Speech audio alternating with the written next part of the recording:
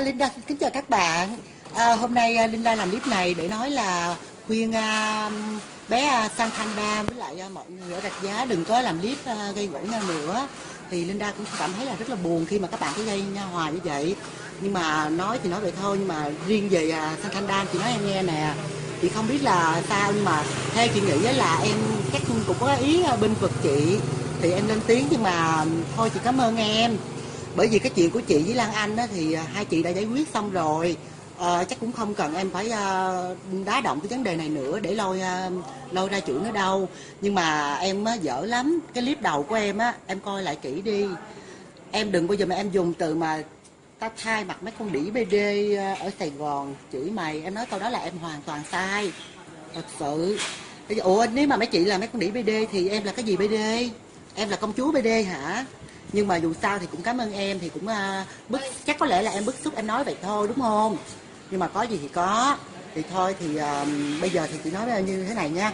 Thì bây giờ Rạch Giá hay Sài Gòn gì đó cũng là một chung một màu áo, cũng là con người thôi. Thì hơn đua nhau không có được gì đâu. Thì rất mong là sau này mọi người xem clip này xong thì nếu mà các bạn tự á, thì đây chỉ muốn các bạn là hòa với nhau thôi. Thật sự mà sau khi mà Lan Anh với Linda đã chấm dứt rồi thì thấy mọi chuyện rất là thoải mái, không có ai nói gì nữa. Thì mong mọi người cũng vậy ha, đừng chửi nhau nữa. Thôi xong phần 1 đi. Phần 2 thì nhẹ nhàng lắm. Phần 2 trời ơi không có gì gọi là dữ dội hết á. Nè, đây phần 2 dành cho con đĩ Lê Dương cầm thú, cầm dương vật tập 2. Sao nay mày thấy bà nội thắt tóc đẹp không? Đó. Bà thắt cái kiểu điêu thuyền lữ bố, thắt cái kiểu mà nhìn kỹ nè nha, thấy giống kiểu gì không? Giống lữ bố điêu thuyền là thứ nhất nè, rồi thứ hai nè, quay qua sau thấy giống này không? Giống cô Long Dương Quá không? Để chửi mặt lồn mày đó thằng chó đẻ. Đã nói rồi, đã tụi tao không có là qua bên mày là kiếm chuyện nữa thì mày cũng đừng bao giờ mày qua mày kiếm chuyện hoài vậy thằng khí độ.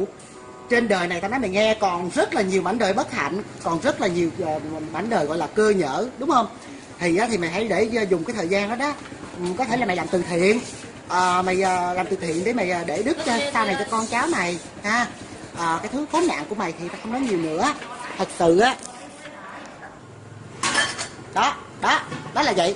Thì làm từ thiện cho cái cuộc đời á, mình cảm thấy mình để dành đức cho con cháu sau này. Đủ mẹ mày ở không quá ha. Rồi đó, rồi chưa đó. Rồi bây giờ chuẩn bị nè, bọn tàu khửa nó qua đó là mày cũng phải là lết thán, mày cũng phải ra mày đấu tranh. Độ mẹ mày, ví dụ như mà bây giờ ông nhận sao mà nói cái bọn tàu khửa nó cũng ác thiệt. Độ mẹ nghĩ sao mà sữa mà bánh mà nó còn bỏ đĩa vào mà uống trên người người ta, mình chết hay sao vậy? Bởi vì tao tức, tao nói là nói tới là tàu khửa là tao tức à. Mà tao nói rồi, mà tới nhà thì BD cũng phải lấy chổi trà mà đánh. Bà mẹ mày Lê Dương cầm thú mày thấy là đó, bỏ cái thời gian mà viết khùng viết điên ra mà lo mà tập trung cao độ đi. Tụi mẹ ớt trời, nó làm tao tức quá, tao diễn giọng hồi nào không hay luôn nè. Uổng công cho thằng cha đĩ mẹ mày. Con má ha, nó sanh mày ra uổng quá. 9 tháng 10 ngày 9 tháng 10 ngày nó phải đặng mày ra đó, đặng không được đặng cho mày ra, lôi cho mày ra, nghẹt cái đầu lấy lôi cho mày ra cho bằng được mà. Sao mày mất dạy, mày khốn nạn vậy, uổng một kiếp đời của mày quá vậy.